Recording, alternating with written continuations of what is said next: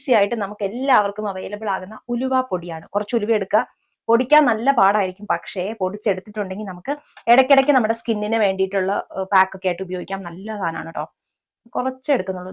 ഈ ഒരു സ്പൂണിനകത്ത് കാണത്തില്ല അല്ലേ, ഈ ഒരു സ്പൂണിനകത്ത് ഏകദേശം ഈ ഒരു അളവിനാണ് നമ്മൾ എടുക്കുന്നത്. കാണുന്നുണ്ടെന്ന് ഞാൻ വിചാരിക്കുന്നു. എന്തായാലും ഈ ഒരു സ്പൂണിനകത്തൊരു കാ സ്പൂൺ 1/4 ആണ് നമ്മൾ എടുക്കുന്നത്. 1/4 ആണോ? എന്തായാലും ഇത്രയും സാധനം നമ്മൾ എടുത്തിട്ടുണ്ട്. ഇതിനകത്ത് ശകലമുള്ളൂ. നമ്മളിത് മിക്സ് ചെയ്യുവാണ്. നല്ല രീതിയിൽ മിക്സ് ചെയ്യണം. പിന്നെ ആ ഉലുവയുടെ സ്മെല്ല് കുറച്ച് ഒരു പച്ചമണമാണ് ഉലുവയ്ക്ക്. അപ്പൊ ആ ഒരു സ്മെല്ല് ഉണ്ടാകും, ബുദ്ധിമുട്ടുണ്ടാകും കുറച്ചൊരു.